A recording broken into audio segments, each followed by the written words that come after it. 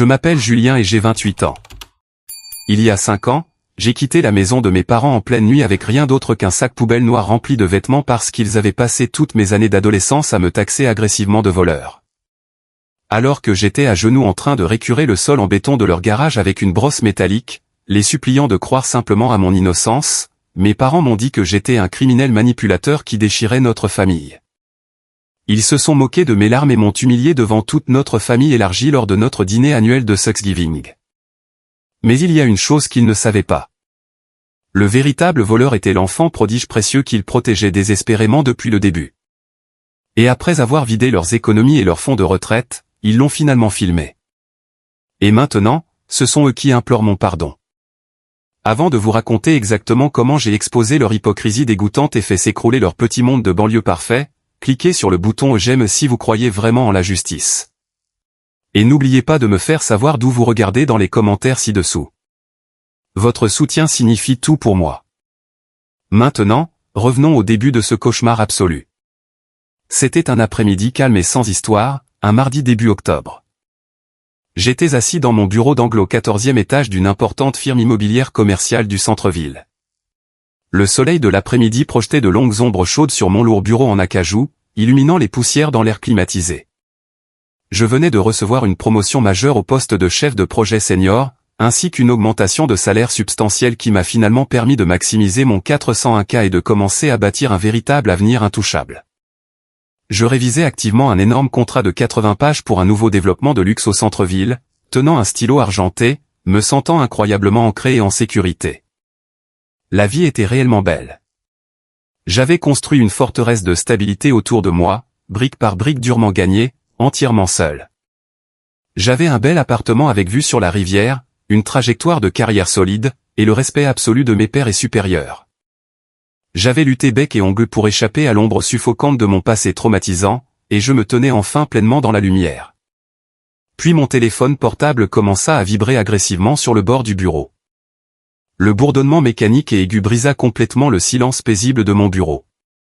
Je posai mon stylo et jetai un coup d'œil désinvolte à l'écran lumineux. Je ne reconnus pas le numéro spécifique au début, mais l'indicatif régional me fit frissonner subitement et désagréablement le long de ma colonne vertébrale. C'était de ma ville natale. C'était le code postal riche et très soigné où j'avais juré sur ma vie de ne jamais retourner. J'ai failli le laisser aller à la messagerie vocale. Je passai mon index sur le bouton rouge de refus, mon rythme cardiaque s'accélérant rapidement pour des raisons que mon cerveau logique de 28 ans tentait désespérément de réprimer. J'étais un homme adulte, un professionnel respecté. Pourtant, cet arrangement spécifique de numéros me fit transpirer les paumes. Mais un instinct persistant, un réflexe d'enfance profondément enraciné et inéluctable me fit glisser l'icône verte et porter le téléphone froid à mon oreille. Je prononçai un simple bonjour professionnel et réservé. La voix à l'autre bout tremblait, essoufflée et étonnamment fragile. C'était une voix que je n'avais pas entendue depuis 5 longues années. Une voix qui m'avait jadis crié des accusations venimeuses jusqu'à ce que sa gorge soit complètement enrouée et que son visage devienne rouge. C'était ma mère, Béatrice. Elle ne dit pas bonjour. Elle ne demanda pas comment j'allais. Elle ne demanda pas si j'étais en bonne santé, heureux ou même vivant. Elle se mit juste à pleurer. C'était un sanglot profond, laid et frénétique qui résonnait creux à travers le combiné et me fit tomber l'estomac directement au sol. À travers les larmes lourdes et l'hyperventilation, elle étouffa les mots exacts qui me tiraient violemment vers le sombre passé. Elle me dit que des choses avaient de nouveau disparu dans la maison. Mon cœur s'arrêta de battre pendant une seconde agonisante. Les murs de mon spacieux bureau d'angle eurent soudain l'impression de se refermer rapidement, rétrécissant à la taille exacte de ma chambre d'enfant claustrophobe. Mon esprit me renvoya violemment dans le temps. Soudain, j'avais de nouveau 15 ans, debout dans cette pièce, tremblant d'une terreur absolue tandis que mes affaires étaient mises en pièces par un père enragé. Je serrai le lourd bord en bois de mon bureau si fort que mes phalanges devinrent complètement blanches, mes ongles s'enfonçant dans le vernis. Je gardai ma voix froide comme la glace. Je ne laissai pas une once d'émotion transparaître dans mon ton. Je lui demandai pourquoi diable elle m'appelait. Je lui demandai si elle essayait sérieusement, après 5 ans de silence absolu, de me blâmer pour des objets volés alors que je vivais à 400 miles de distance dans un état entièrement différent et n'avais pas mis les pieds dans sa maison de banlieue impeccable depuis la nuit de mes 18 ans. Sa voix se brisa. Elle sanglotait plus fort, le son résonnant creux contre les épaisses vitres de mon bureau. Elle me dit de s'il te plaît, écoutez juste. Elle me dit qu'ils avaient finalement installé des caméras cachées dans le couloir de l'étage et le bureau privé de mon père. Elle me dit qu'ils avaient enfin attrapé la personne qui les avait volés sans qu'ils s'en rendent compte pendant plus d'une décennie. C'était Sylvain, mon jeune frère, l'enfant prodige, le centre absolu et indéniable de leur univers entier. Elle continuait de pleurer, répétant encore et encore à quel point elle était désolée. Elle dit qu'ils avaient commis une terrible, impardonnable erreur. Elle dit qu'ils auraient dû me croire toutes ces années auparavant quand je jurais que j'étais innocent. Elle dit qu'elle me suppliait de revenir à la maison, de les laisser arranger les choses, de les laisser être à nouveau une vraie famille. Elle affirma que la culpabilité la rongeait vivante chaque jour. Et qu'elle ne pouvait pas dormir la nuit en sachant ce qu'ils m'avaient fait subir, en sachant qu'ils avaient chassé leur propre fils. Je ne dis pas un seul mot. Je me sentais entièrement, profondément engourdi. La vindication écrasante que j'avais toujours cru ressentir, la joie triomphante d'avoir enfin eu raison après des années de manipulation mentale était complètement absente. Il n'y avait pas de défilé de victoire dans mon esprit. Au lieu de cela, il y avait juste une rage froide, lourde et toxique qui s'installait profondément dans le creux de mon estomac. Les excuses n'effacent pas le passé. Les excuses ne reconstruisent pas magiquement un esprit d'adolescent brisé ni n'inversent des années de torture psychologique quotidienne implacable. Les excuses ne gomment certainement pas le fait horrible qu'ils avaient regardé leur propre chair et leur propre sang. Un enfant terrifié implorant pitié et avait décidé qu'il était un monstre manipulateur. J'ai raccroché le téléphone sans dire au revoir. Je ne lui ai pas donné la satisfaction d'une réponse. J'ai posé l'appareil sur mon bureau, marché lentement vers la fenêtre du sol au plafond, et regardé les rues animées de la ville en contrebas. Les petites voitures se déplaçaient en ligne parfaitement ordonnée. Les piétons se pressaient vers leurs emplois de bureau, complètement inconscients du gigantesque tremblement de terre émotionnel qui éclatait dans ma poitrine. Ma gorge se sentait incroyablement serrée. Le traumatisme que je pensais avoir réussi à enterrer sous des années de succès de carrière, d'indépendance financière et des milliers de dollars en thérapie épuisante griffait son chemin vers la surface avec des griffes acérées. Pour comprendre pourquoi ce seul appel téléphonique frénétique m'avait frappé comme un coup physique à la poitrine, il faut comprendre exactement ce que c'était de grandir dans cette maison spécifique. En grandissant dans notre quartier de banlieue très aisé, ma famille ressemblait au summum absolu du rêve américain. Nous vivions dans une immense maison de style colonial tentaculaire avec des pelouses parfaitement entretenues, des chênes imposants et une large allée qui abritait toujours 2 voitures de luxe coûteuses et impeccables. Mon père, Henri, était un directeur régional de haut niveau pour une énorme entreprise de logistique et d'expédition. C'était un homme qui se souciait profondément, presque obsessionnellement de son image publique, de son autorité absolue et de son contrôle rigide sur tous les aspects de nos vies. Il gérait notre foyer exactement comme il gérait ses entrepôts d'entreprise avec des horaires stricts, une tolérance zéro pour les erreurs perçues et un point de fer lourd. Ma mère, Béatrice, était une femme au foyer qui passait ses journées à orchestrer agressivement les réunions de l'association des propriétaires du quartier, à faire des commérages malveillants au country club local et à curater méticuleusement une image de perfection domestique impeccable. Elle était obsédée par les apparences. Pour elle, une chaussure éraflée, une chemise froissée ou une fourchette mal placée à table était une insulte personnelle directe à ses compétences parentales. Et puis il y avait les enfants. Ma sœur aînée, Claire, était la responsable invisible. Elle avait des notes parfaites, jouait du violon magnifiquement et un énorme fonds pour l'université l'attendait. Elle était la partie neutre ultime, gardant toujours la tête baissée, restant tranquillement dans sa chambre et évitant soigneusement les tirs croisés de la tension conjugale toxique sous-jacente de mes parents. Puis il y avait Sylvain. Sylvain avait exactement 6 ans de moins que moi et il était le roi tyrannique incontesté du foyer. C'était le bébé, le soi-disant enfant miracle né après que ma mère ait souffert d'une complication difficile. À cause de cela, Sylvain ne pouvait absolument rien faire de mal. Si Sylvain cassait un vase antique inestimable en jouant au baseball dans le salon, mes parents blâmaient le vent d'avoir soufflé les lourds rideaux. S'il échouait à un simple test de maths, mon père marchait jusqu'à l'école primaire, le visage rouge et menaçait l'enseignant épuisé d'un procès, affirmant que le programme était fondamentalement vicié et biaisé contre son fils génial. Sylvain apprit très tôt que les fausses larmes étaient une arme incroyablement puissante et que mes parents étaient ses boucliers aveugles et consentants contre toute conséquence du monde réel. Et puis il y avait moi, Julien, l'enfant du milieu classique. J'étais l'espace gris-boueux invisible entre la perfection académique de Claire et l'aura dorée et brillante de Sylvain. J'appris très tôt que la meilleure façon de survivre dans cette maison suffocante était de devenir un fantôme. Je faisais mes tâches ménagères parfaitement. Je maintenais mes notes. Je ne demandais jamais d'argent supplémentaire. Et je restais entièrement à l'écart. Mais rester silencieux ne me protégeait pas. Quand vous êtes le bouc émissaire désigné de la famille, les agresseurs n'ont pas besoin de raisons logiques pour vous punir. Ils n'ont besoin que d'une excuse commode. Mon père avait une collection très prisée et extrêmement précieuse. Il ne collectionnait pas des choses normales comme des timbres ou des pièces. Il collectionnait des couteaux de poche vintage, des cartes de baseball extrêmement rares et des montres suisses antiques. Il les gardait tous exposés dans une lourde vitrine sur mesure dans son bureau à domicile, une pièce qui était strictement interdite à tous. C'était son sanctuaire personnel. Il passait des heures le week-end à polir le verre, parlant sans fin de la valeur d'héritage massif de ses articles, les traitant avec bien plus d'affection, de douceur et de patience qu'il n'en montrait jamais à ses propres enfants. Tout commença l'été de mes 15 ans. L'un de ses couteaux de poche préférés disparut. C'était une lame de chasse vintage très personnalisée avec un manche en os sculpté complexe et une lame en acier de Damas. Il remarqua qu'il avait disparu un dimanche matin lumineux. D'abord, il demanda autour de lui, nonchalamment. Il demanda à Claire. Il demanda à Sylvain. Nous dîmes tous non. Nous ne l'avions pas vu. Je n'y pensais pas beaucoup à l'époque. Je pensais qu'il l'avait simplement égaré ou laissé dans sa mallette. Mais une tension étrange, suffocante et lourde s'installa sur toute la maison.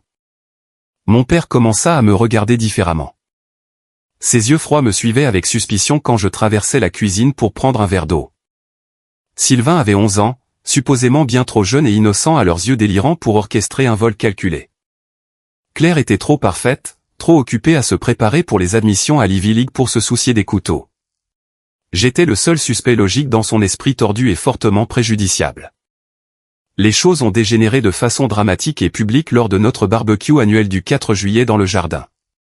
L'immense jardin était rempli de voisins riches, de collègues de mon père et de membres de la famille élargie. L'odeur de hamburgers grillés et de crème solaire coûteuse remplissait l'air chaud de l'été. Mon oncle Grégoire, un homme bruyant, odieux et buveur invétéré qui cherchait toujours désespérément l'approbation et le soutien financier de mon père pour ses innombrables entreprises commerciales ratées, passa devant moi alors que je prenais un soda dans la glacière. Il tapota sa poche arrière de manière dramatique, me regarda droit avec un sourire narquois et écœurant, et dit à tous les invités du patio que tout le monde ferait mieux de surveiller de très près leur portefeuille et montre avec moi dans les parages. Les adultes riaient. Ce n'était pas un rire nerveux et poli. C'était un rire bruyant, moqueur, unifié. Ma mère se contenta de sourire poliment, ajusta ses coûteuses lunettes de soleil de créateur et lui dit gentiment d'arrêter de plaisanter sans une once de défense réelle dans son ton. Personne ne me défendit. Ni mon père, ni ma mère, ni Claire. Je me tenais là sur l'herbe parfaitement entretenue, mon visage brûlant d'une onde si intense qu'elle fit que ma vision se brouilla. Je tenais une canette de soda froide, réalisant avec une clarté absolue et terrifiante que mes parents m'avaient déjà condamné devant le tribunal des commérages familiaux. Ils m'avaient servi comme la chute pathétique d'une blague cruelle. 2 jours plus tard, le véritable cauchemar commença officiellement. J'étais assis à mon bureau, faisant des devoirs d'algèbre complexes quand la lourde porte en bois de ma chambre s'ouvrit avec fracas. Le bois se fendit bruyamment contre le mur. Mon père se tenait dans l'embrasure de la porte, son immense silhouette bloquant la lumière du couloir. Son visage était violet de rage violente et déchaînée. Dans sa main droite, il serrait le couteau de poche au manche en os. Il le jeta sur mon bureau avec une force immense. Il s'entrechoqua violemment contre mes manuels scolaires, rayant profondément la surface en bois de mon bureau. Il exigea de savoir, criant à plein poumon, pourquoi il venait de trouver son couteau précieux fourré profondément sous mon matelas. J'étais complètement paralysé. Je fixai le couteau, absolument stupéfait. Je lui jurai avec des larmes chaudes montant dans mes yeux que je ne l'avais jamais touché. Je lui dis que je n'avais aucune idée de comment il était arrivé là. Il se pencha, posant ses 2 lourdes mains sur mon bureau, envahissant mon espace personnel jusqu'à ce que je puisse sentir le café éventé et le parfum épicé agressif sur son haleine. Il me dit que j'étais un dégoûtant menteur. Il dit que la preuve était là, que j'étais un voleur trompeur et ingrat qui essayait de ruiner sa vie. Soudain, un souvenir jaillit vivement dans mon esprit paniqué. La veille, mon ami d'enfance Thomas était venu jouer aux jeux vidéo. Thomas avait demandé à utiliser la salle de bain à l'étage, mais je me souvenais qu'il avait pris beaucoup de temps. Je me souvenais avoir vu Sylvain chuchoter d'urgence à Thomas dans le couloir juste avant que Thomas ne quitte notre maison. J'essayais désespérément de l'expliquer à mon père. Je le suppliais d'appeler les parents de Thomas, de demander à Sylvain ce qu'il chuchotait, de regarder juste les faits réels et de me donner une chance. Mon père ne se souciait pas des faits. Il se souciait d'avoir raison et d'affirmer sa domination. Il m'attrapa par le col de la chemise, le tissu s'enfonçant douloureusement dans mon cou, et me tira brutalement de ma chaise. Il me dit que je n'allais pas traîner mon petit frère innocent ou mes amis dans mon dégoûtant tissu de mensonges. Il me traîna dans le couloir, me poussa violemment dans ma chambre, de sorte que je trébuchai et tombai sur le tapis, et claqua la porte. J'entendis le lourd pendorment métallique se fermer bruyamment de l'extérieur. J'étais enfermé. Je m'assis sur le sol de ma chambre, appuyé contre la porte en bois, pleurant jusqu'à ce que mes yeux soient complètement enflés et que ma poitrine me fasse mal. J'avais 15 ans, complètement isolé et officiellement étiqueté criminel dans ma propre maison. Et je savais avec une peur terrifiante et grandissante dans mon estomac que cela allait seulement s'aggraver. La situation se détériora rapidement au cours des quelques mois angoissants suivants, transformant ma maison en une zone de guerre littérale. Le lien fragile et mince qu'il me restait avec mes parents s'évapora complètement, remplacé par un état constant et suffocant d'hostilité. Chaque fois qu'un stylo bon marché disparaissait du tiroir de la cuisine, chaque fois que quelques dollars non comptabilisés manquaient dans le sac à main de créateur de ma mère, le blâme tombait directement et violemment sur mes épaules. J'étais coupable jusqu'à preuve du contraire. Et à leurs yeux, la preuve de mon innocence n'existait tout simplement pas. Le point de rupture absolue, le moment qui détruisit officiellement notre famille, arriva juste avant les vacances d'hiver. La possession la plus précieuse et absolue de mon père. Une balle de baseball vintage signée par Babe Ruth qu'il avait achetée lors d'une vente aux enchères haut de gamme disparue de sa vitrine de protection en acrylique dans le bureau. J'étais allongé dans mon lit, lisant un livre d'histoire, essayant d'échapper à la misérable réalité de ma vie quand j'entendis le bruit immistakable de verre se brisant dans son bureau au bout du couloir. De lourds pas furieux dévalèrent le couloir en bois dur comme un train de marchandises. Ma porte de chambre fut ouverte d'un coup de pied si fort que le lourd bouton de porte en laiton perça un trou profond directement dans le placo-plâtre. Mon père ne parla même pas. Il commença à détruire activement mon sanctuaire. Il était un ouragan de fureur aveugle, irrationnelle et terrifiante. Il arracha les lourdes couvertures de mon lit, jetant mon matelas sur le sol avec un bruit sourd. Il tira chaque tiroir de ma commode, déversant mes vêtements propres partout, les jetant à coups de pied à travers la pièce. Il attrapa ma lampe de bureau et la cassa contre le mur, envoyant des éclats de verre et de plastique tranchant pleuvoir partout. Il me cria dessus à plein poumon, ses veines saillantes dans son cou, exigeant de savoir où je l'avais recelé. Il m'accusa agressivement d'avoir vendu son inestimable objet de collection historique à un prêteur sur gage louche pour acheter des drogues dures. Je n'avais jamais touché à la drogue de toute ma vie. J'étais un étudiant calme, avec des baies, qui passait ses week-ends à lire des romans de fantaisie et à éviter le contact visuel. Je me reculai dans le coin le plus éloigné de ma chambre, levant mes bras tremblants pour protéger mon visage, pleurant hystériquement, le suppliant d'arrêter de détruire mes affaires. Ma mère se tenait dans l'embrasure de la porte, ses bras fermement croisés sur sa poitrine, regardant la destruction violente avec des yeux reptiliens froids et entièrement détachés. Elle n'intervint pas. Elle ne lui dit pas de se calmer ou d'arrêter de briser du verre près de son fils. Elle me regardait comme si j'étais un rat dégoûtant qui avait infesté sa maison parfaite. Elle me dit d'une voix basse et égale que je leur brisais le cœur. Elle me dit que j'étais un garçon sociopathe profondément perturbé qui avait besoin d'une discipline sévère de niveau militaire et que j'avais entièrement attiré cela sur moi-même.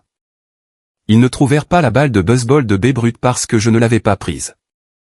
Mais le manque total de preuves ne fit que convaincre mon père que j'étais un maître manipulateur, un génie criminel qui avait brillamment caché les biens volés à l'extérieur de la maison. Le coup psychologique que cet abus quotidien eut sur moi fut dévastateur.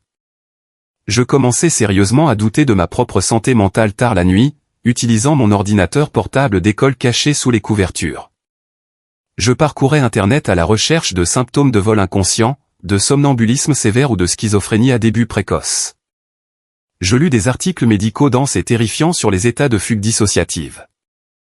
Je me convainquis sincèrement que peut-être mon cerveau était fondamentalement cassé. Je pensais que peut-être je me levais au milieu de la nuit, contournant notre système de sécurité domestique sophistiqué, volant ces objets de valeur et les enterrant dans le jardin sans absolument aucun souvenir conscient. Quand vos propres parents vous traitent comme un monstre chaque jour de votre vie, vous finissez par vous regarder dans le miroir et commencez à croire que vous avez des crocs. Les punitions devinrent absolument draconiennes. Je fus privé de tous les appareils électroniques, complètement coupé du monde extérieur et de mes quelques amis. Je n'étais pas autorisé à quitter la maison sauf pour prendre le bus pour l'école. Il m'était strictement interdit d'assister à toute activité parascolaire ou bal scolaire. Mon père m'assignait des travaux physiques éreintants et humiliants conçus spécifiquement pour briser mon esprit et m'humilier. Tandis que Sylvain était à l'intérieur du salon chaud et climatisé, jouant à la dernière console de jeux coûteuse que mes parents lui avaient achetée pour avoir eu un C à un test d'orthographe, j'étais dehors dans le vent glacial et mordant de novembre. J'étais forcé de récurer les épaisses taches d'huile moteur du froid sol en béton du garage avec une petite brosse métallique et un seau d'eau de javel corrosive jusqu'à ce que mes mains saignent abondamment et que mes poumons brûlent à cause des émanations toxiques. Ma tante Sylvie, la sœur amère et riche de mon père, vint visiter pour le dîner de Thanksgiving. C'était une femme misérable qui aimait semer la discorde et manipuler agressivement les drames familiaux pour son propre divertissement malsain. Elle se tenait dans l'embrasure du garage, portant un ridicule manteau de fourrure et sirotant du cidre de pomme chaud, me regardant récurer le béton à quatre pattes. Elle me regardait avec un dégoût absolu. Elle me dit que j'étais incroyablement chanceux que mes parents n'aient pas appelé la police et porté des accusations de crime. Elle me dit que dans toute autre famille, je serais assis dans un centre de détention juvénile, portant une combinaison orange, mangeant de la boue. Plus tard, pendant le dîner de Thanksgiving, alors que j'étais assis silencieusement, mangeant ma dinde, elle se pencha et murmura du venin à l'oreille de ma mère, assez fort pour que toute la table entende, la convainquant que j'étais une cause perdue et un échec génétique. Les rumeurs malveillantes ont inévitablement débordé de la maison et ont infecté mon lycée. Ma mère ne pouvait s'empêcher de jouer la victime tragique et longtemps souffrante dans ses clubs sociaux, pleurant auprès des autres mères riches à propos de son fils du milieu profondément troublé et voleur. Bientôt, les enfants dans le couloir serraient visiblement leur sac à dos plus près d'eux quand je passais.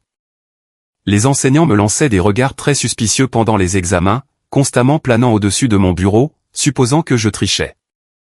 J'étais entièrement seul. Claire gardait ses distances, enfouissant sa tête dans ses manuels, se concentrant entièrement sur ses scores au SAT et ses candidatures aux universités de l'Ivy League, désespérée d'échapper à l'environnement toxique sans être prise entre deux feux. Et Sylvain se contenta de sourire, il passait devant moi dans la cuisine, me cognait l'épaule durement contre la mienne, et souriait d'un sourire méchant et entendu. Il savait exactement ce qu'il faisait. Il construisait tout son empire confortable sur les ruines fumantes de ma réputation. Mon 16e anniversaire passa sans gâteau, sans carte, sans un seul mot de reconnaissance. Je passai la journée entière à arracher des mauvaises herbes épineuses dans l'immense jardin sous la pluie battante. Ils me dirent que les criminels ne méritaient pas de célébration. Je passai les 2 années suivantes à vivre comme un fantôme invisible. Je réussis à obtenir un emploi après l'école dans une épicerie locale, rangeant les étagères dans l'arrière-boutique sombre où personne ne pouvait me voir. J'économisais chaque sou gagné dans une boîte métallique verrouillable cachée sous les lattes de plancher desserrées dans mon placard.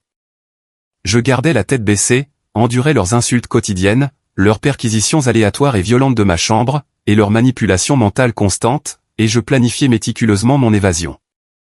Je réalisais qu'ils ne voulaient pas un fils. Ils voulaient un bouc émissaire. Ils avaient besoin de quelqu'un pour absorber l'intense toxicité de leur mariage en échec et pour détourner l'attention des problèmes comportementaux flagrants et incroyablement dangereux de leur enfant prodige. La nuit de mes 18 ans, l'horloge sonna minuit. J'étais légalement un adulte. J'avais déjà fait 2 sacs de sport usagés avec tout ce que je possédais. J'entrai dans la cuisine sombre, laissai mes clés de maison sur le comptoir froid en granit, et sortis par la porte d'entrée.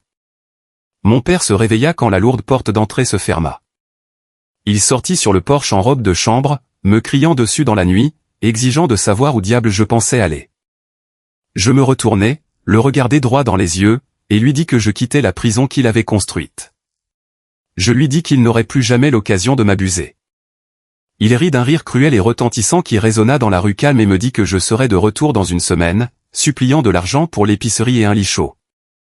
Je lui dis que je préférerais mourir de faim dans la rue glaciale que de passer une autre seconde agonisante sous son toit. Je tournais le dos, marchais dans l'obscurité, et ne regardais jamais en arrière. Je passais la décennie suivante absolument déterminé à prouver que son rire cruel et moqueur était faux.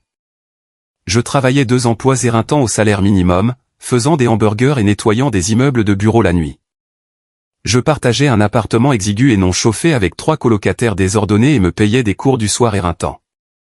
Je refusais de laisser leurs récits toxiques et fabriqués définir ma réalité.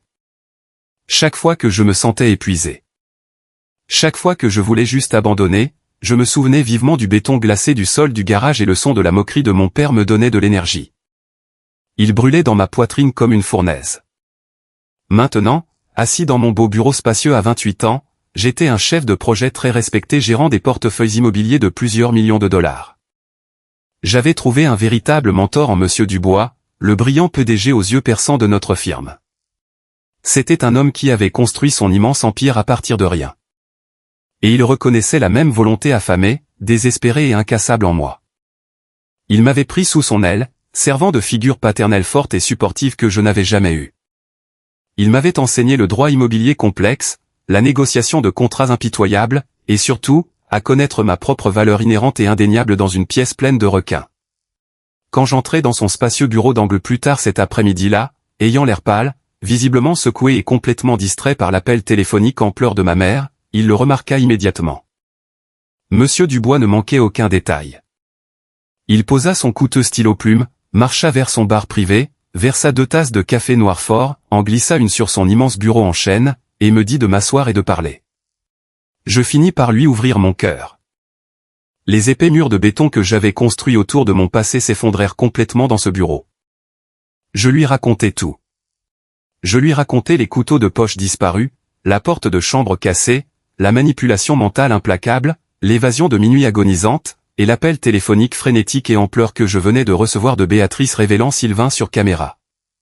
Monsieur Dubois écouta tranquillement, ses yeux vifs et intelligents ne me quittant jamais. Quand j'eus terminé, il se pencha en arrière dans son coûteux fauteuil en cuir, prit une gorgée de son café, et me donna un conseil qui changea entièrement ma perspective.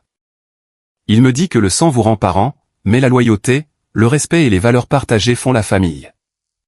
Il dit que si je choisissais de revenir les voir, je ne devais absolument pas revenir comme le garçon de 15 ans effrayé et brisé qu'ils avaient maltraité et jeté. Je devais revenir comme l'homme réussi, puissant et intouchable qui s'était construit à partir de rien. Je détenais toutes les cartes maintenant. J'avais le pouvoir. C'était eux qui suppliaient. 2 jours plus tard, mon téléphone sonna de nouveau. C'était Béatrice. Cette fois, je répondis d'un ton froid, méticuleusement professionnel. Elle ne pleurait plus hystériquement.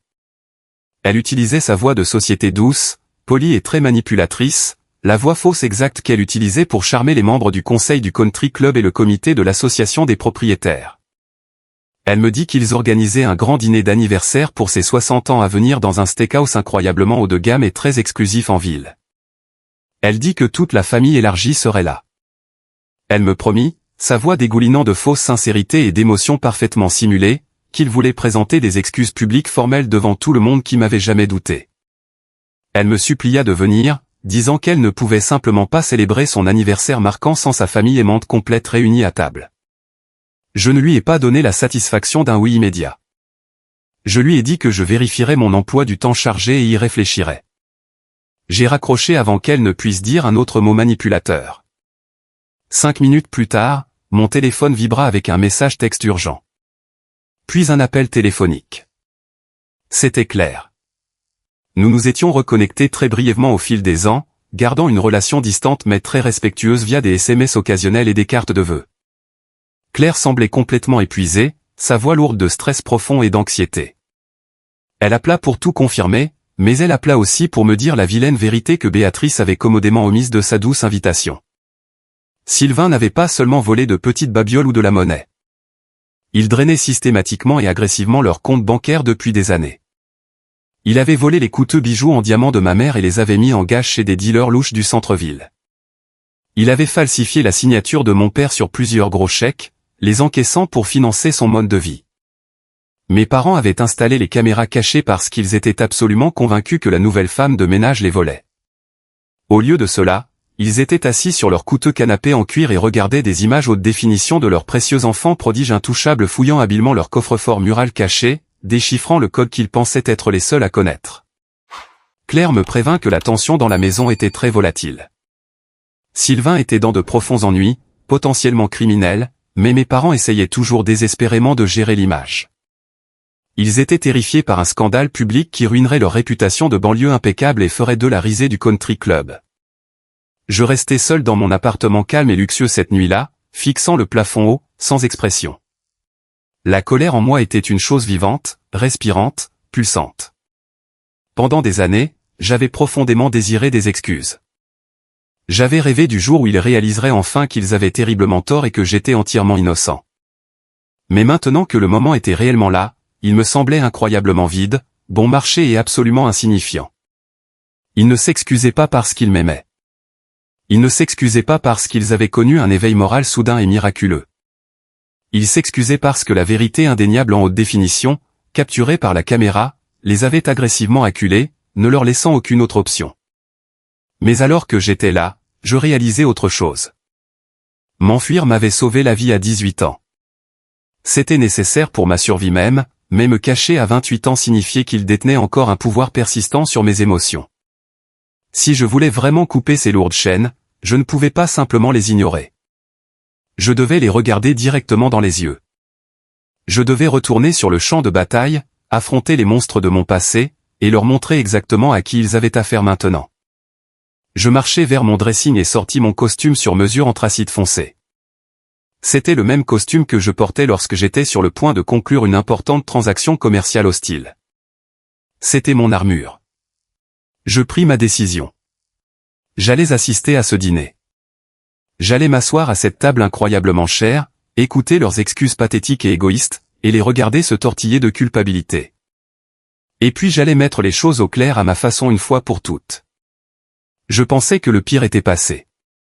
Je pensais que la vérité enfin révélée était la fin nette et satisfaisante de l'histoire.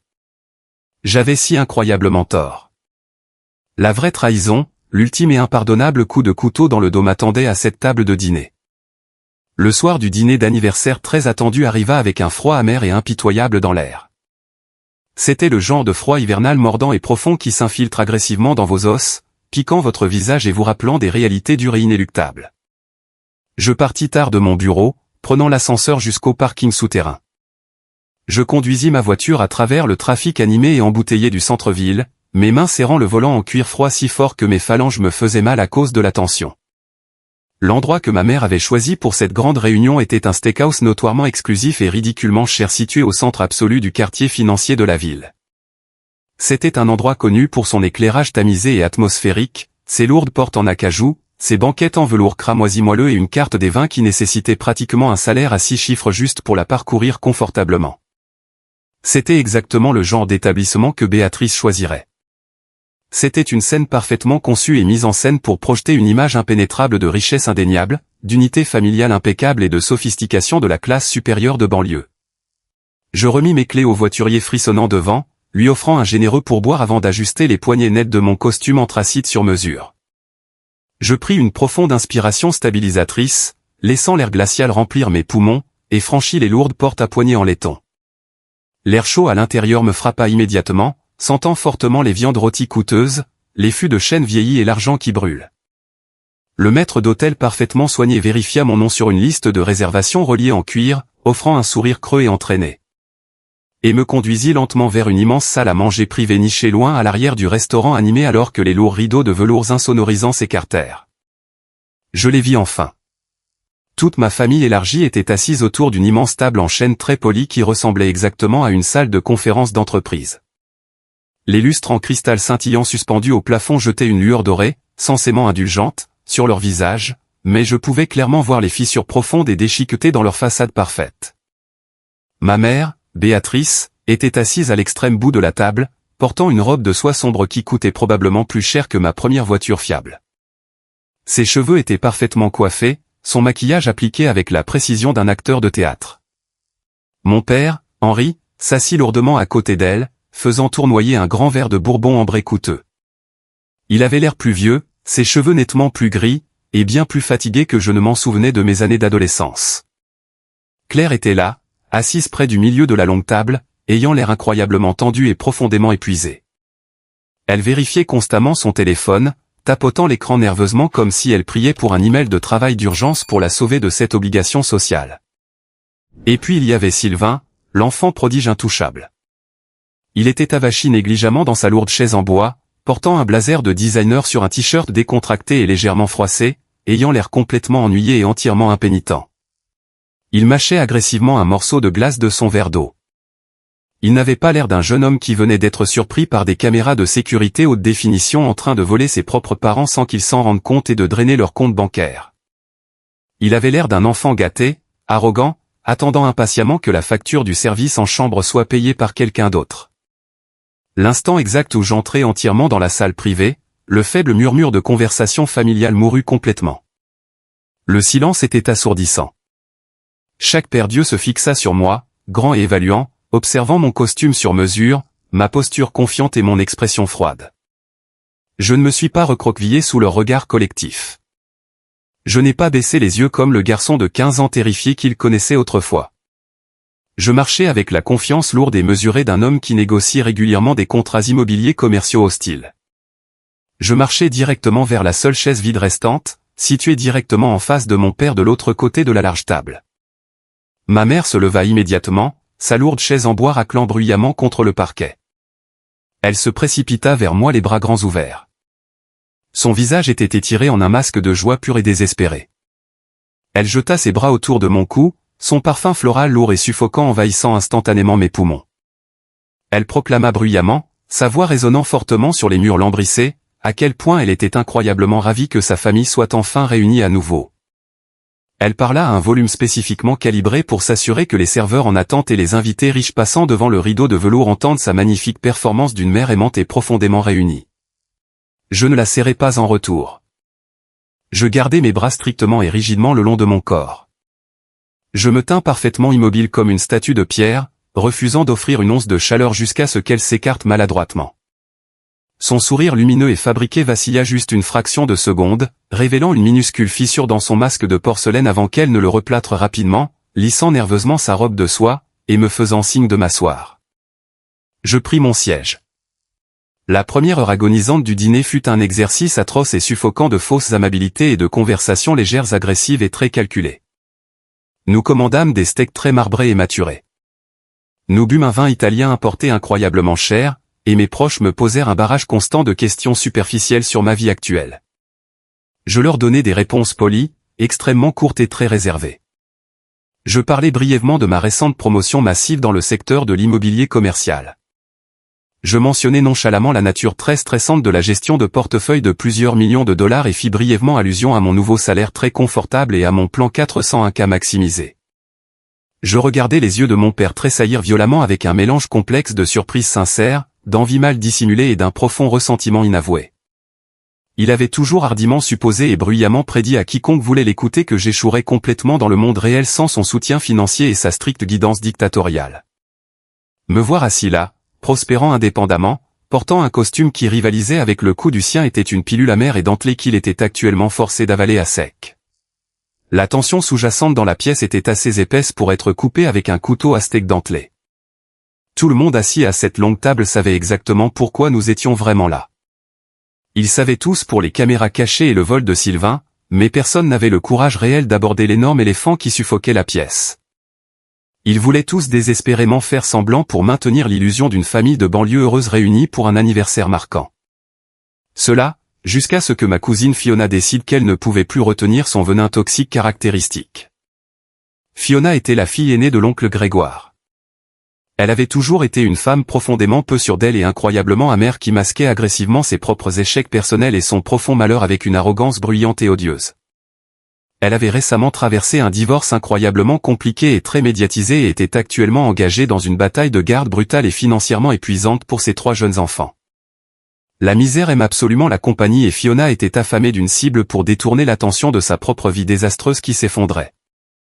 Le serveur attentif vint silencieusement débarrasser nos assiettes de salade vides.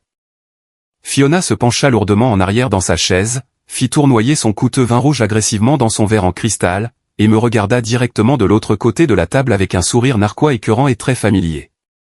Elle projeta intentionnellement sa voix perçante pour qu'elle porte dans toute la salle à manger privée, coupant à travers la douce musique de fond. Elle dit à tout le monde à table avec un soupir dramatique et exagéré qu'ils devraient probablement vérifier leur sac à main et poche de costume avant que le plat principal n'arrive, considérant ma longue et très documentée histoire avec les objets de valeur manquants. Toute la table devint complètement, terrifiantement silencieuse.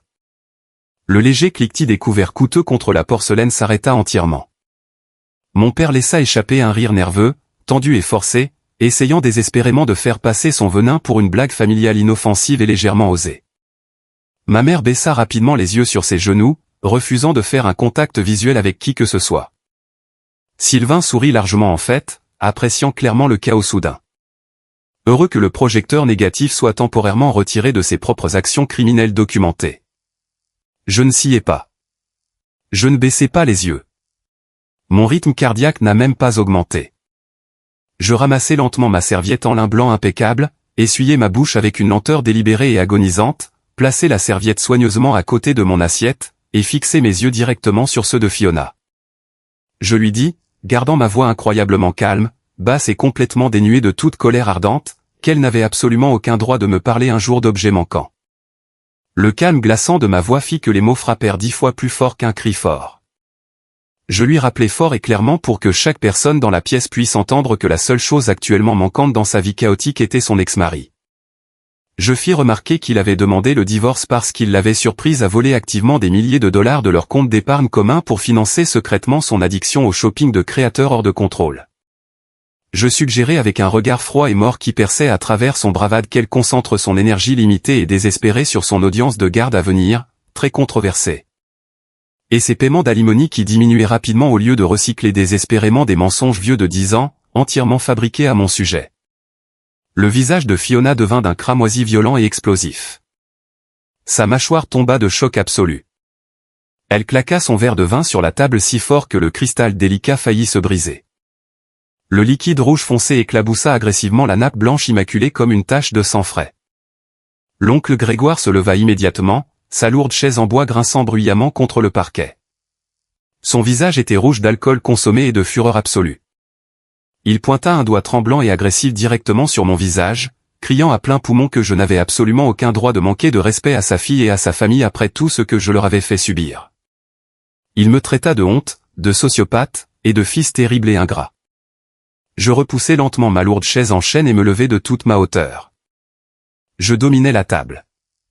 Ma présence physique domina soudainement la pièce. La façade superficielle et polie était officiellement et définitivement brisée en un million de morceaux irréparables. Je regardai directement mon père, ignorant complètement mon oncle qui criait. Je demandai à mon père, ma voix coupant le bruit comme une lame tranchante et glaciale, si c'était la grande excuse sincère qui m'avait été explicitement promise au téléphone. Je lui demandai s'il m'avait traîné dans ce restaurant ridiculement cher juste pour laisser son frère ivre et sa nièce misérable m'humilier publiquement à nouveau. Mon père se leva rapidement, levant les mains dans un geste frénétique et apaisant.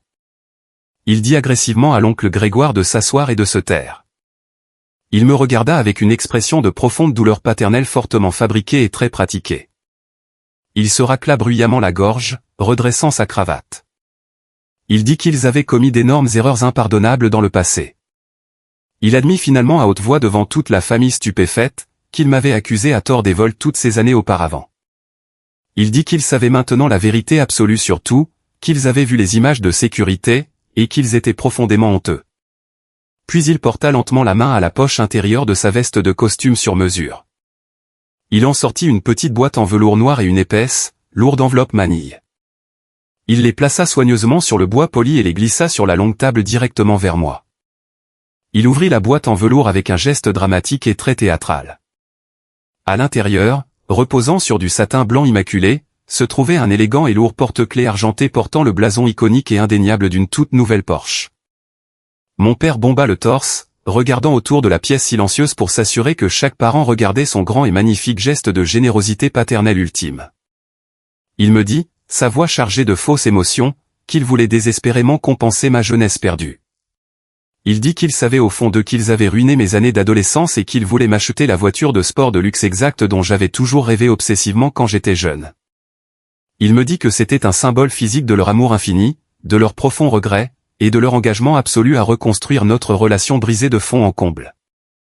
Les parents à table altèrent réellement à voix haute. Une toute nouvelle Porsche. C'était un cadeau follement extravagant, incroyablement cher. Pendant une fraction de seconde fugace, pathétique et très embarrassante, une petite partie blessée de mon adolescent intérieur se demanda s'il le pensait réellement, si la culpabilité écrasante de réaliser qu'ils avaient abusé un enfant innocent avait enfin brisé leur énorme fierté toxique. Puis je baissai les yeux vers l'épaisse enveloppe manille posée tranquillement sous les clés brillantes. J'ignorais complètement le porte-clés argenté brillant. Je ne le pris même pas, ni mon expression ne changea en gratitude. Au lieu de cela, mes yeux se fixèrent instantanément sur la lourde enveloppe manille non marquée reposant sous la boîte en velours. Toute la pièce retenait son souffle collectif, attendant avec impatience que je fonde en larmes de joie, attendant que je serre mon père dans mes bras et que j'accepte ce pot de vin financier massif qui effacerait magiquement des années d'abus psychologiques sévères et d'isolement. Je tendis la main et pris l'enveloppe. Elle était étonnamment lourde. Je l'ouvris, mis la main à l'intérieur, et en sortis une épaisse pile de documents légaux blancs et nets. Je scannai rapidement le jargon légal dense et complexe imprimé sur les pages. Grâce à mon travail intensif dans l'immobilier commercial, traitant des lois de zonage strict et des acquisitions d'entreprises, j'étais très habitué à lire des contrats légaux brutaux, des clauses de responsabilité et des accords contraignants. Il ne fallut que 10 secondes à mes yeux très entraînés pour déchiffrer complètement exactement ce que je tenais dans mes mains. Des mots comme déclaration sous serment, témoin de moralité, grand larcin criminel, responsabilité financière et peine de parjure sautaient violemment à mes yeux des pages dactylographiées. Le sang se retira rapidement de mon visage, rapidement remplacé par une rage blanche, aveuglante, absolue qui brûlait si intensément que je pensais que ma poitrine allait réellement s'ouvrir. Mes mains commencèrent à trembler, non de peur, non d'intimidation, mais de la magnitude écrasante de leur audace écœurante. Ce n'étaient pas des excuses. Ce n'était pas une tentative sincère de guérir une famille brisée ou de faire amende honorable pour des années volées. C'était une transaction d'entreprise très calculée, exécutée désespérément, conçue pour sauver leur propre réputation. Sylvain n'était pas seulement en difficulté pour avoir volé nonchalamment quelques milliers du coffre-fort mural caché de mes parents. Les documents légaux détaillaient un énorme procès criminel imminent. Sylvain avait été surpris en train de receler agressivement des biens volés de grande valeur à travers les frontières de l'État. Il avait volé ses propres employeurs, des entreprises locales, et il faisait actuellement face à de multiples accusations de crimes très graves qui entraînaient une peine de prison d'État obligatoire. Mes parents, absolument désespérés de sauver leur précieux enfant prodige d'un long séjour en pénitencier d'État, destructeur pour la réputation, avaient engagé un avocat de la défense pénale puissant et incroyablement cher. Mais l'avocat avait un problème majeur et flagrant. Sylvain avait un terrible historique documenté de problèmes de comportement, et les preuves physiques contre lui étaient accablantes. L'avocat avait désespérément besoin d'un témoin de moralité impeccable et très crédible pour influencer le juge. Ils avaient besoin de quelqu'un avec un parcours professionnel absolument impeccable, quelqu'un avec un statut corporatif et le respect de la communauté pour signer une déclaration sous serment légal stipulant sous peine de parjure que Sylvain était un enfant bon, honnête et travailleur qui avait juste fait une erreur mineure, complètement hors de son caractère. Ils avaient besoin de moi. Ils avaient besoin du gestionnaire immobilier commercial très réussi et respectable qu'ils avaient passé des années à étiqueter violemment comme un criminel dans notre ville natale. Ils essayaient activement de me soudoyer avec une voiture de sport de luxe pour commettre un acte criminel de parjure, pour mentir directement à un juge. Tout cela pour sauver le même frère qui avait activement détruit ma vie, volé l'amour de mes parents, et souriait en le faisant. Je lâchai l'épaisse pile de documents légaux sur la table en chêne polie avec un claquement fort et agressif qui résonna dans la pièce silencieuse. Je ramassai lentement le porte-clés Porsche brillant. Sentant le métal froid dans ma paume, je regardai directement mon père, qui transpirait soudainement abondamment sous les lumières tamisées du restaurant, son visage pâle et paniqué. Ma mère serrait le bord lourd de la table si fort que ses phalanges étaient d'un blanc pur, ses yeux grands ouverts d'une terreur croissante alors qu'elle réalisait que j'avais réellement lu les documents. Je demandai à mon père, ma voix tombant à un murmure dangereux et glacial qui portait parfaitement dans la pièce silencieuse, si c'était une sorte de blague malade et tordue. Je lui demandai s'il croyait honnêtement et sincèrement qu'une pièce de machinerie allemande coûteuse pourrait magiquement effacer le souvenir vif de moi récurant son sol de garage glacial à 4 pattes pendant qu'il me traitait de voleur manipulateur et dégoûtant. Je lui dis qu'il était complètement cliniquement délirant de penser que je mettrais un jour mon propre nom et ma carrière en jeu pour le garçon qui a ruiné mon enfance. Mon père tenta de parler. Il tenta de bégayer une défense pathétique, affirmant que je comprenais mal les documents légaux, mais je le coupais agressivement. Ma voix retentit à travers le restaurant silencieux, épaisse d'une décennie de fureur refoulée et d'indignation vertueuse. Je me retournai et regardai toute la famille élargie. Je leur dis exactement ce que ces documents étaient. Je lus les accusations spécifiques de crime à haute voix. J'exposai le procès criminel imminent, le grand larcin, les biens volés et le complot de parjure désespéré à toute la pièce.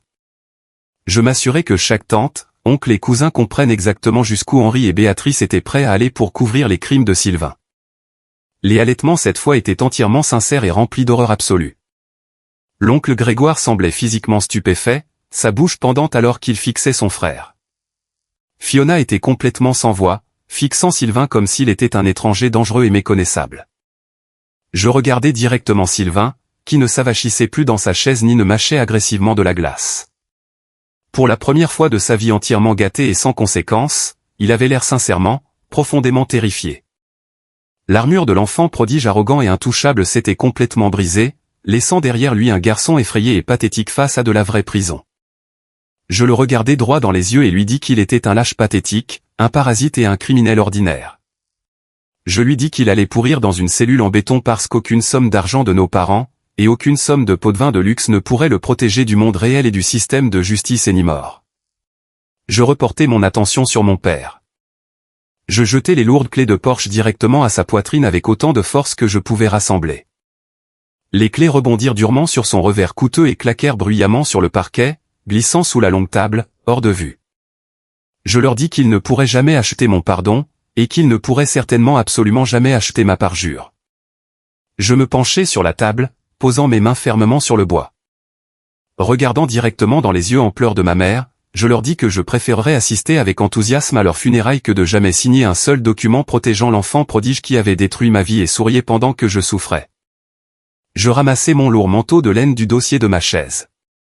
Je tournai le dos à la pièce stupéfaite, complètement silencieuse, absolument brisée de parents, et je sortis du restaurant, poussant à travers les lourdes portes en acajou dans l'air nocturne glacial et libérateur.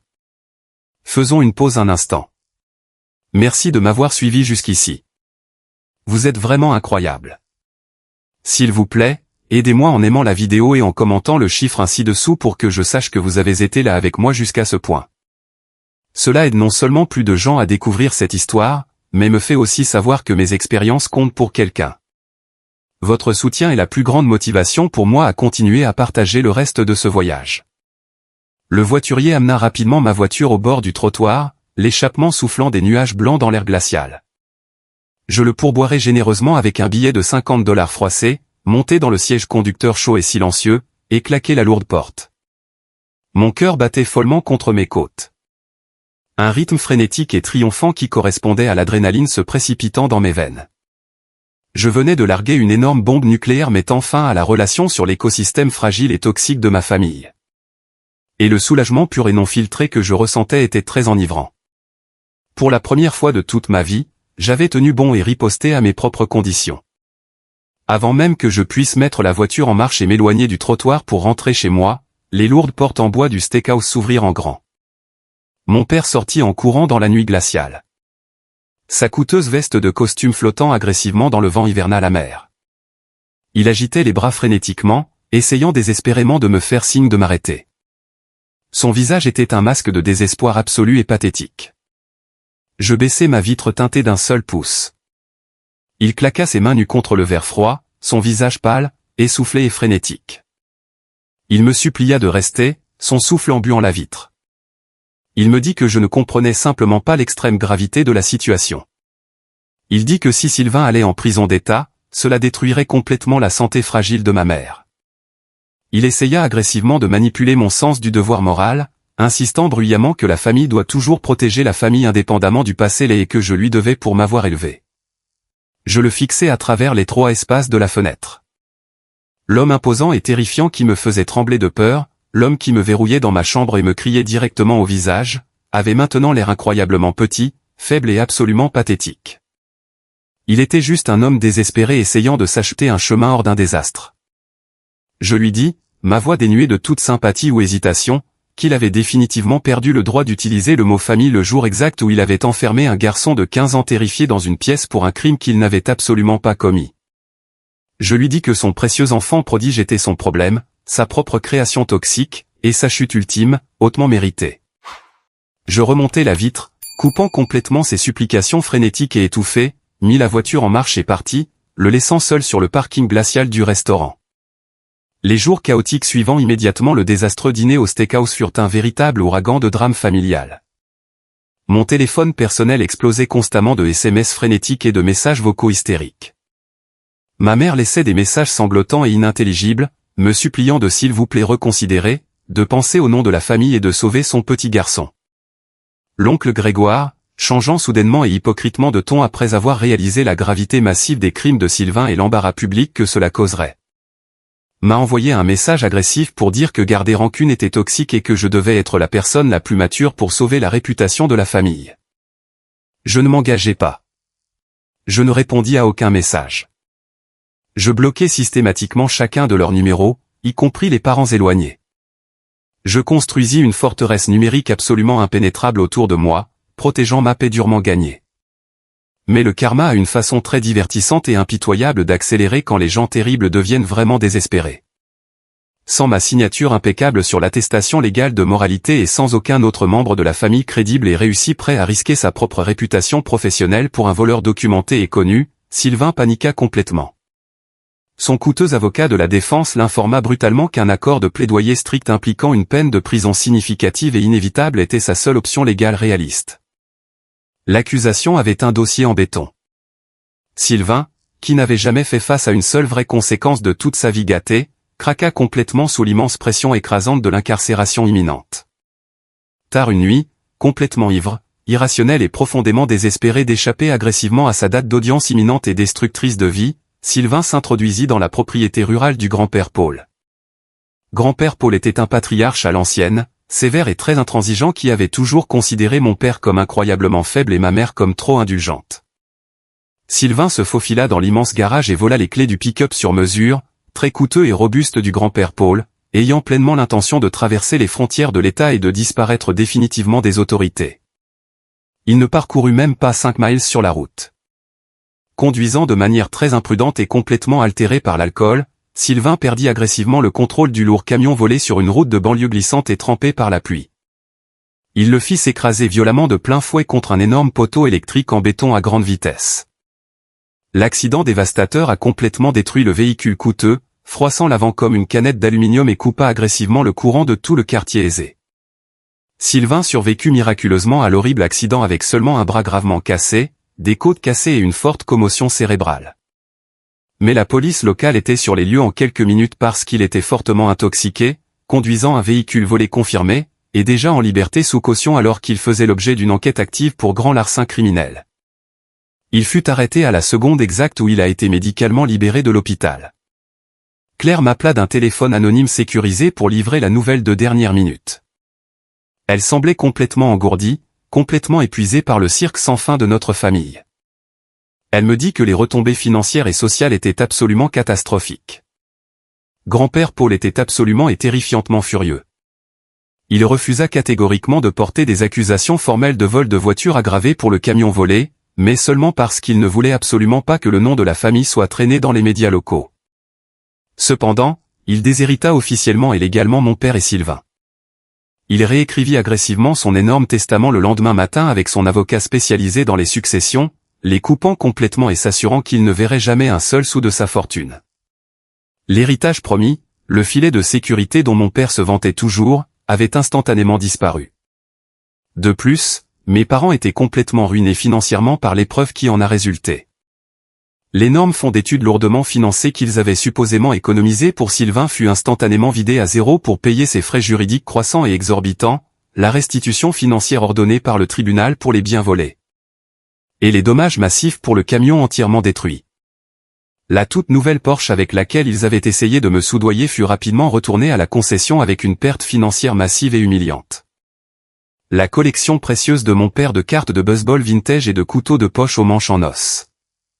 Les mêmes articles exacts qu'il m'avait faussement accusé de voler il y a des années, les articles qu'il aimait plus que moi, furent tranquillement mis en gage pour couvrir les honoraires d'avocat agressif restants pour empêcher Sylvain d'obtenir une peine maximale de sécurité. La justice poétique de toute la situation était absolument stupéfiante. Les choses très matérielles qu'il valorisait bien plus que ma vie, mon innocence et ma santé mentale ont été agressivement arrachées par le fils exact qu'il m'avait heureusement sacrifié pour protéger.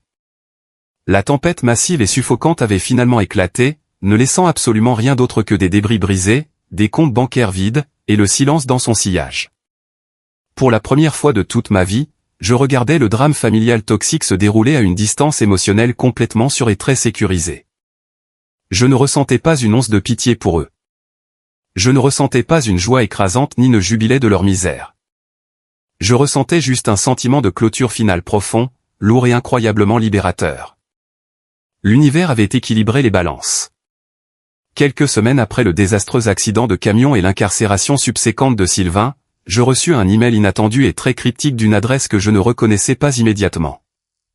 C'était de Madame Dubois, la femme de ménage âgée qui avait fidèlement travaillé pour mes parents pendant mes années d'adolescence traumatisantes. Elle demanda si nous pouvions s'il vous plaît nous rencontrer pour un café dans un lieu neutre, déclarant qu'elle avait quelque chose de très important à me dire. J'étais très hésitant, ne voulant pas rouvrir la porte à mon passé, mais ma curiosité persistante l'emporta. Je la rencontrai dans un petit restaurant tranquille à l'extrémité de la ville, loin de toute personne qui pourrait nous reconnaître. Elle avait l'air beaucoup plus âgée, profondément fatiguée, et visiblement alourdie par des années à porter un secret très toxique et corrosif. Elle commanda un thé noir, remuant nerveusement les sachets de sucre avant de finalement trouver le courage de me regarder directement dans les yeux. Elle me dit qu'elle ne pouvait plus vivre avec la culpabilité écrasante de ce qu'elle savait. Elle révéla le secret le plus sombre, le plus tordu et le plus étroitement gardé de l'histoire de ma famille. Mes parents n'avaient pas juste récemment découvert que Sylvain était le voleur. Ils savaient depuis plus de 6 mois entiers avant que Béatrice ne fasse cet appel téléphonique pleurnichard et dramatique à mon bureau. Madame Dubois avait personnellement surpris Sylvain en train de voler agressivement de grandes quantités d'argent liquide du sac à main de ma mère dans la cuisine et l'avait immédiatement signalé directement à Béatrice. Au lieu de le confronter ou de le punir, ma mère menaça agressivement de licencier Madame Dubois, de ruiner sa réputation et de lui refuser son indemnité de départ si elle en parlait à qui que ce soit. Il n'avait installé les caméras cachées et ne m'avait appelé que parce que grand-père Paul était venu à l'improviste, avait trouvé certains de ses propres objets anciens manquants cachés négligemment dans la chambre de Sylvain et avait exigé agressivement une enquête policière complète. Mes parents ne m'avaient appelé, jouant les victimes innocentes d'une découverte choquante et soudaine, simplement pour me ramener dans le giron pour obtenir ma signature avant que le procès criminel n'explose publiquement. Ils n'avaient jamais vraiment regretté de m'avoir blâmé. Ils regrettaient seulement d'avoir été pris en train de le couvrir. Les révélations choquantes ne s'arrêtèrent pas là. Plus tard ce même soir, Claire m'appela de nouveau. Elle fouillait discrètement dans les finances désordonnées de Sylvain pour aider mes parents à comprendre l'ampleur massive de son écrasante dette. Elle découvrit exactement où tout l'argent volé était allé pendant des années. Ce n'était pas de la drogue. C'était des paris sportifs illégaux à enjeux élevés. Et la personne spécifique qui avait initialement introduit Sylvain au dangereux cercle de paris clandestin n'était nulle autre que tante Sylvie. La même tante Sylvie qui se tenait dans notre garage, sirotant du cidre chaud, portant de la fourrure, et m'appelant agressivement un criminel juvénile. Elle avait une profondément cachée, massive addiction au jeu et devait d'énormes dettes dangereuses à des individus louches. Elle manipula activement Sylvain, utilisant son statut d'enfant prodige intouchable et son accès illimité et incontesté au fond de mes parents pour couvrir discrètement ses propres traces, placer ses paris et payer ses dettes agressives. Toute la famille aisée était un fragile château de cartes, agressivement construit sur des mensonges, une addiction cachée, la ruine financière et une manipulation implacable, et il s'était finalement effondré de manière spectaculaire et très publique. Armé de cette vérité absolue, indéniable et horrifiante, je sentis le dernier maillon invisible se rompre officiellement. Je ne devais absolument rien à ces gens incroyablement toxiques. Ni mon temps, ni mon pardon forcé, ni ma pitié, et certainement pas ma santé mentale durement gagnée. J'ouvris mon ordinateur portable, créai un nouveau document vierge, et tapai agressivement une seule adresse email finale à mon père, ma mère et toute la liste de diffusion de la famille élargie. Je ne criais pas à travers l'écran. Je ne lançais pas d'insultes émotionnelles ni ne recourus aux injures. J'écrivis avec le détachement froid, précis et très clinique d'un homme réussi fermant définitivement un compte toxique et en faillite. Je détaillais exactement ce que Madame Dubois m'avait dit à propos de la chronologie de leur dissimulation. Je détaillais exactement ce que Claire avait découvert à propos des dettes de jeu de tante Sylvie et de sa manipulation de Sylvain. J'exposais toute leur dynamique hypocrite, abusive et permissive en texte net noir et blanc pour que tout le monde dans la famille puisse le lire. Je leur dis crûment que leur tentative désespérée et pathétique de maintenir une illusion de perfection banlieusarde avait complètement détruit leur mariage, ruiné leur avenir financier. Et avait absolument garanti que leur précieux enfant prodige passerait sa jeunesse derrière de lourds barreaux de fer. Je terminais l'email avec une limite claire, incassable et juridiquement solide. Je déclarais qu'à partir de ce moment précis, je rompais légalement et émotionnellement tous les liens avec la famille. Je leur interdis explicitement de me contacter un jour à mon domicile ou à mon bureau, d'assister à mon futur mariage, ou de jamais tenter de contacter les enfants que je pourrais un jour avoir. Je leur dis qu'ils étaient entièrement morts pour moi, et j'étais enfin vraiment libre. Je cliquais sur envoyer. Je fermais l'ordinateur portable d'un geste décisif, entendant le clic satisfaisant. J'entrais dans ma cuisine, me versais un verre de scotch vieilli incroyablement cher, et bus profondément à ma nouvelle vie paisible. 1 an plus tard, le monde semblait complètement différent. Je me tenais dans l'immense salle de conférence ensoleillée du siège de notre entreprise. Regardant la magnifique skyline de la ville, Monsieur Dubois se tenait à côté de moi, posant une main lourde et fière sur mon épaule. Il annonça formellement et publiquement ma promotion massive au poste de directeur de l'immobilier commercial à toute l'équipe de direction. La pièce éclata en applaudissements sincères et très respectueux. Je regardais la première rangée de sièges. Claire était assise là. Elle avait également complètement coupé tous les liens avec nos parents, avait déménagé en ville et commencé agressivement une thérapie pour traumatisme. Elle souriait vivement, des larmes de fierté absolue brillant dans ses yeux. Je lui rendis son sourire. Je réalisais à ce moment parfait que le sang partagé ne fait absolument pas une famille. La famille, ce sont les gens qui se tiennent au premier rang et qui encouragent sincèrement votre succès, pas les gens qui vous enferment dans l'obscurité pour cacher désespérément leurs propres échecs. Cela fait plusieurs années depuis ce dernier email. J'entends de vagues rumeurs par le bouche à oreille de temps en temps. Sylvain a accepté un accord de plaidoyer sévère et purge actuellement une peine de 5 ans dans un établissement correctionnel d'État. Le mariage de mes parents s'est complètement dissous sous le poids étouffant et lourd de leur ruine financière absolue et de leur ressentiment mutuel amer.